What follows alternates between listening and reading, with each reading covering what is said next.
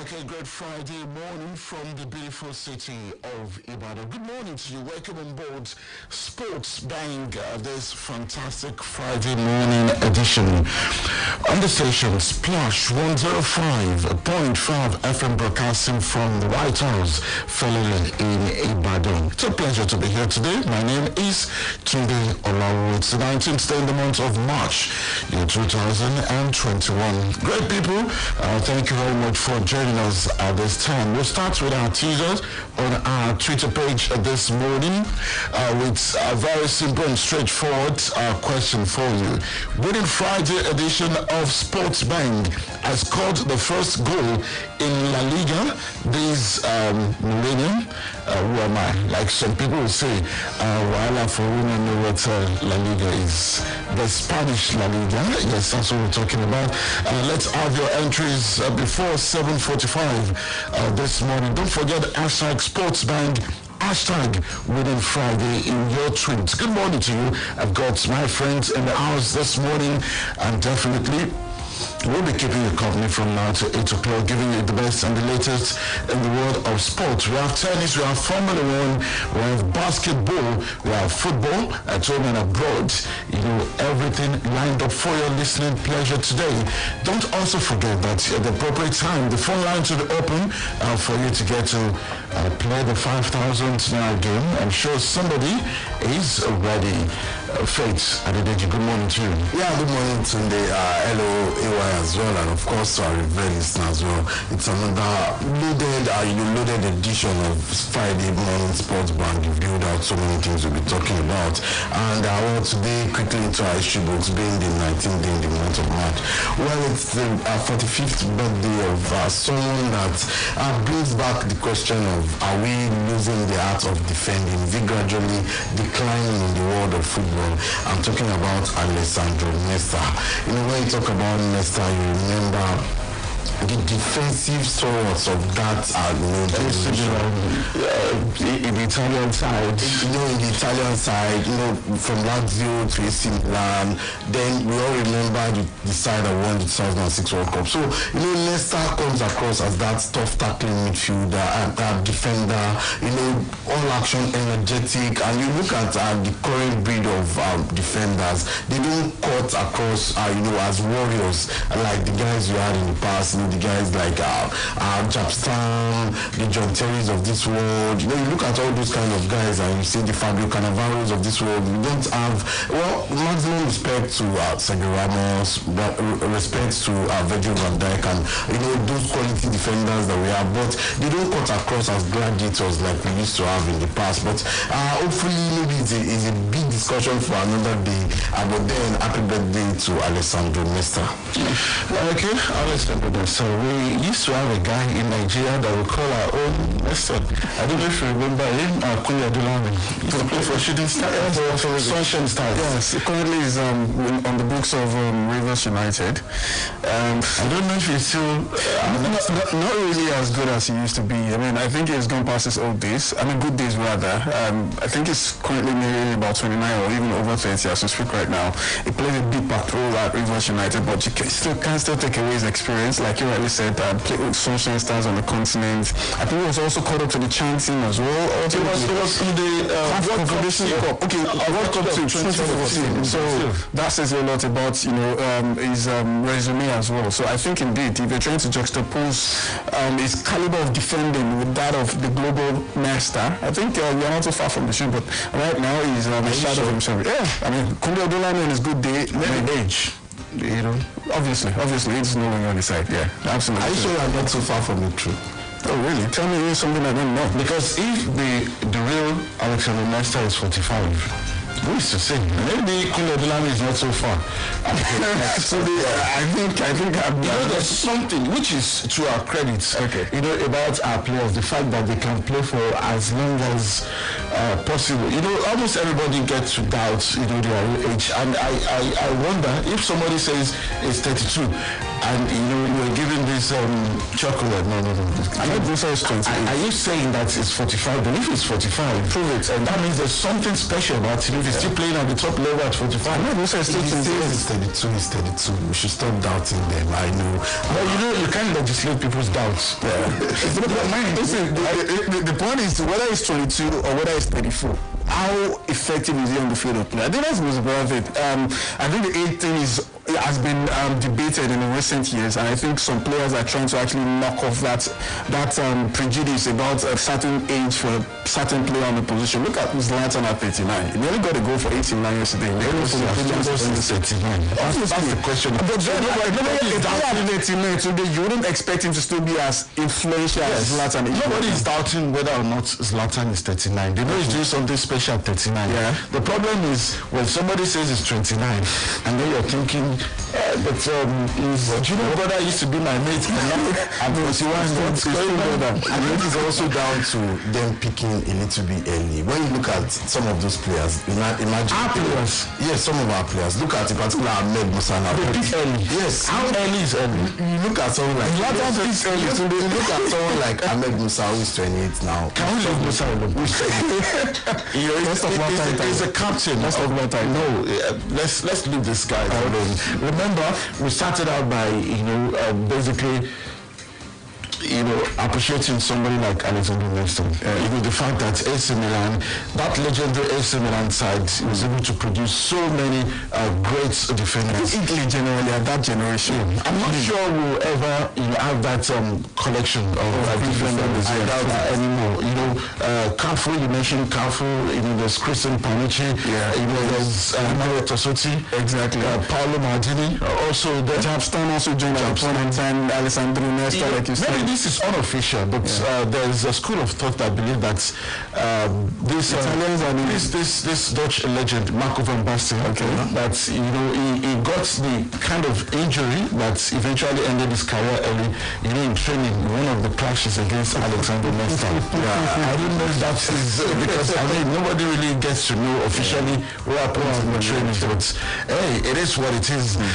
Good morning to you, Arabana. Good morning to you today. Good morning to Faith. Good morning to listeners. The 19th day. 19 is a significant figure, obviously, because at 19, Lionel Messi has won a FIFA recognized tournament, that albeit an under 20 level. Mbappe has won the World Cup at the age of 19. Cristiano Ronaldo joined Manchester United also at the age of 19 as well. So 19 is such a huge age for players who are born to make something remarkable for their career. And so if you're 25 and somebody is still giving excuses about your development, what do you say?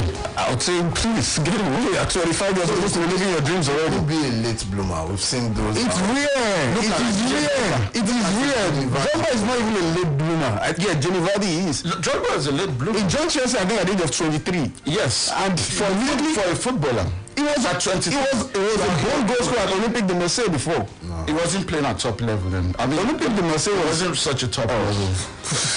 But I think in the case of Jamie Vardy, that's what I'm saying, it's very rare. Take out the Jamie Vardy, but give me another late bloomer. Give me another late bloomer. We have so many late bloomers. Give me another to mind. Van Dijk is a late bloomer. No, he isn't. He is a late bloomer. He is a late bloomer. Van Dijk has even described himself as a late bloomer. No, Van Dijk blooming. At what point did he start to, get world recognition? Van Dijk has been people start talking about you as a potential. No, Van Dijk has been on the role of so many top players right from his days with Celtic. I am talking about global recognition. Obviously, yes. Celtic played in the Champions League. He was even in the Celtic team that defeated Barcelona. It wasn't a global star at that point. Who knew a lot. We didn't even know a lot about Van Dijk until he came to the Premier League when he played with Southampton. Even at Southampton, he was just one very good defender that you wouldn't know would be able. Because he wasn't playing for a top club. Yes, Leicester obviously were not a top club before Jamie Vardy joined them. But now he has won the league title. That's the point. So the point is you don't need to actually play for a top club before you get that recognition. Leicester City is a top club. Not until Vardy joined them. Okay, is Arsenal a top club? Yes, they are. But they don't play in the Champions League anymore. Are they not? Are they? Yes. So what qualifies you as a top club? If you're a top club, obviously they are vying for titles. And Arsenal just won the FA Cup. Well, everybody gets Win Cup. Birmingham won the League Cup, and they got relegated. Tottenham haven't won it. Tottenham haven't won the cup title. Tottenham haven't won the cup title. Are they a big club or not? No, I think they won a cup title in France. I mean, I'm saying in I think 2008. That was about 13 years ago. Not a top club. Oh, really? Yeah. Oh, Manchester United are not a top club. But they play in the Champions League. But they haven't won a cup title or any title whatsoever in about 4 years now. Are you counting well? Yes. Are you sure? 2017 wasn't that the last time they won it? Are you sure they're counting well? 2017 was the last time they won the Europa League. Over. Yes, but they're not a top club. They could still win a treble this season. Since they're using cup titles as a yardstick to define how big a club is. Check the time. We gotta move on, right? Maybe when we open the phone lines, which I do expect that at least we have about 5 callers. Before you answer our question, tell me, what are the parameters that qualify a top club as a top club? Yeah. Ewa has given his own. Fate has dropped his own. Well, I think he should be playing, season in, season out at the highest level, and we're talking about the Champions League. And what's the point of going there to make up the numbers if you won't win it? What's the point of not qualifying? I'm calling yourself. Also, at the expense of you winning other titles. Top players usually don't like to go to clubs that don't play in the Champions League. Top players usually want to win trophies. Yes or no? Do they like to go? Top players want to win trophies. They want to play in the Champions League. Top players want to win trophies. Tell me about trophies. Yes. Won the FA Cup in All Community Shield and some of that's someone will come into this studio on Monday and tell me Arsenal are the FA Cup merchant. I'm sure that's for a reason. Thierry Henry and Co. It's far long gone. Oh really? If one FA Cup in 5-6 years has become the sick these days, they won't understand. That's all you need to be a legend at some club. They won 4 FA Cup trophies in the last 8 years. How about that? Okay, in the world of tennis, Martina Navratilova believes Naomi Osaka has the ability to transfer hard-court porous to clay and grass. Japan's world number 2 has picked up 2 titles each at the Australian Open and US Open, but has never got past the 3rd round of either the French Open or the Wimbledon. She was really troubled on her way to victory in Melbourne last month, and with the clay courts of Roland Garros first approaching, followed by the grass court swing, the 18-time Grand Slam singles champion believes the playing field is leveling off across all surfaces.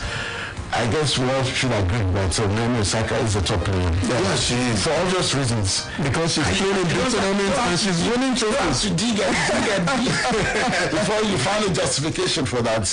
Formula 1 quickly. The inaugural Saudi Arabian Grand Prix will take place on the sport's fastest street circuit, claims Formula 1. The track will be on the coast about 7 miles off Jeddah and will be the second longest on the Formula 1 calendar at 6.175 kilometer. That's a lot. And quickly from basketball, Bradley Beal scored 43 points. Russell Westbrook had 35 points, 15 rebounds, and 13 assists in his 13th triple-double of the season. And the Washington Wizards beat the Utah Jazz, winning 31-122 on Thursday night. In the other results, Charlotte Hornets lost to LA Lakers 105-116. Minnesota Timberwolves defeated Phoenix Suns 23-123-119. Also, we had a now victory for New York Knicks against Orlando Magic 94-93. And finally, Portland Trail Blazers won against New Orleans Pelicans 101-93. Back to football, the Confederation of African Football CAF has given approval for about 10,000 fans to watch the AFCON qualifying match between Nigeria Super Eagles and Lesotho's Crocodiles at the Teslim Balogun Stadium in Lagos on March 30. It is understood that CAF gave the approval in response to the NFF's request to allow football fans to be allowed to watch the match in Lagos, but warned that it has to comply with the COVID-19 protocol. So let's get our bags ready to be in Lagos for the all-important game at the Teslim Balogun Stadium. Quickly, in the Nigerian Professional Football League, Plateau United compounded to the top pro run of Sunshine Stars with a comfortable 3-1 home win in one of Thursday's fixtures in the NPFL. Abdul Maikaba's side were 3 goals up inside 35 minutes as goals from Uche Ohowichi, Ibrahim Mustafa, and Uche Owunan Soya put the game beyond the reach of the Sunshine Stars before Kennedy Ade eliminated an 89 minutes consolation goal for the visitors. In another game, Rashid Ahmed gave Katsina United a 16th-minute lead, which they held on to and doubled in the 83rd minute through Joseph Atile's spot kick for a 2-0 home win over Enugu Rangers. Elsewhere, Nassau United blitzed visitors Dakada with 3 first-half goals to record a 4th successive win at the Lafia Stadium and claim top spot in the MPFL table. In Italy, a quick one. Inter Milan prohibiting players from joining up with their national teams for the upcoming international break, which includes the start of World Cup qualifiers for European countries after COVID-19 outbreak at Serie side. Inter Serie match at Sassuolo this Saturday was postponed after 2 more positive COVID-19 cases at the club. Meanwhile, French Ligue 1 and Ligue 2 clubs will not release foreign players called up for their national sides if the teams are playing outside the European Union due to the strict COVID-19 quarantine rules. This definitely is going to affect a lot of players invited for the Super Eagles. Yes, it does already. The delayed 2019-2020 Copa del Rey final between Athletic Bilbao and Real Sociedad on April 3rd will be played behind closed doors due to the coronavirus pandemic that has now been confirmed.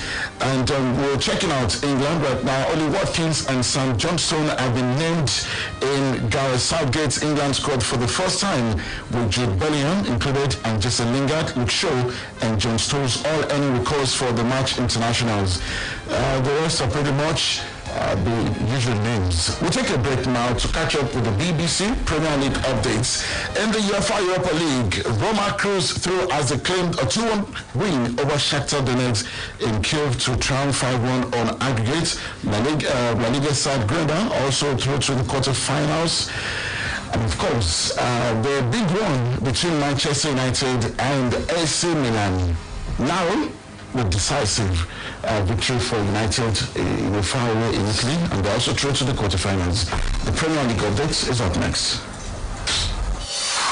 BBC Premier League update from the home of Premier League football. Hello, I'm Paul Serres at the BBC Sports Centre.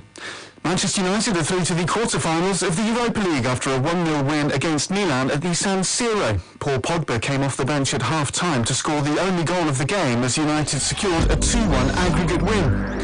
Arsenal also through to Friday's draw despite a 1-0 defeat against Olympiacos at the Emirates. The Gunners progressed 3-2 on aggregate. Their boss Mikel Arteta was happy to make it into the last 8 of the competition. Yeah, we are really happy with that. It's another step forward as a team, so hopefully we can learn some lessons as well today and get ready because it will be even tougher. It's true that we have beaten 2 good teams, Benfica and Olympiacos, but the next one will be even tougher, I think. Tottenham are out, losing 3-0 after extra time against Dinamo in Zagreb to go out 3-2 on aggregate. England manager Gareth Southgate has named his 3 Lions squad ahead of the opening fixtures of 2022 World Cup qualifying later this month. Manchester City centre-back John Stones has been recalled to the squad after his excellent season with the league leaders, and Southgate says it's well deserved. There was a period where we couldn't select him. He wasn't in the team at City. We didn't think that was possible. So he has to take enormous credit for getting back on track, fighting back when it looked as if he might be going out the door there, and establishing himself in the team that are top of the league. And Fulham take on Leeds United at Craven Cottage on Friday night in the first of the weekend's Premier League matches. And for more football news from the BBC, go to bbc.com/football. BBC Premier League update from the home of Premier League football.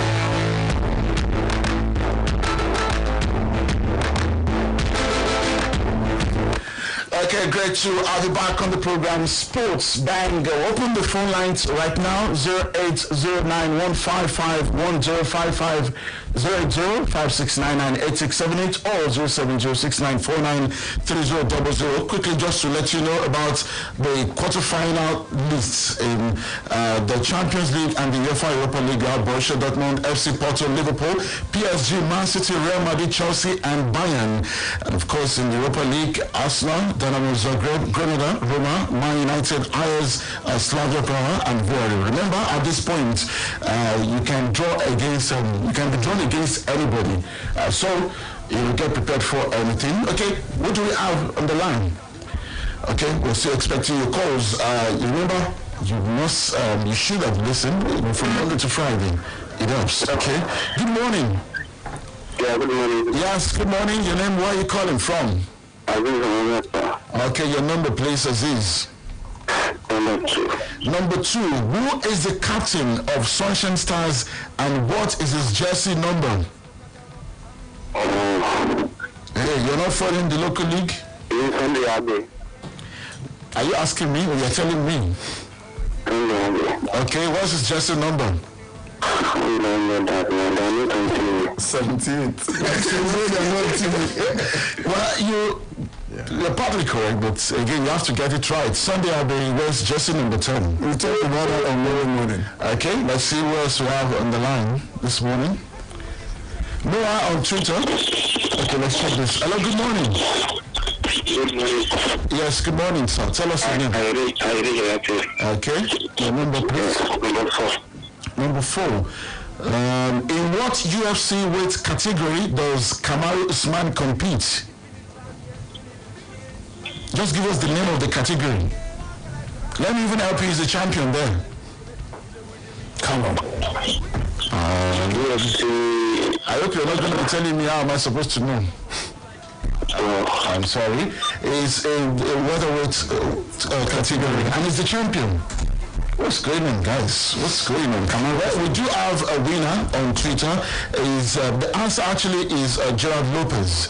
And our winner this morning is Sibond07, okay? At Dada_Steven. We have to go now. Thank you so much, guys. It is what it is. Your final take in 10 seconds each. Yeah, well, I'm waiting for the draws. I want to see the pairings later today. Well, always good to be on Sports Bank. Thank you so much. Alabama? Yes, I'm also looking forward to it. It doesn't get a lot more interesting than this right now from this stage. And I'm looking forward to what World Sports will be like tomorrow after the draws today. Do have a fabulous weekend. My name is Tunde Olawuwo. Thank you for listening and bye-bye. Here is 105.5.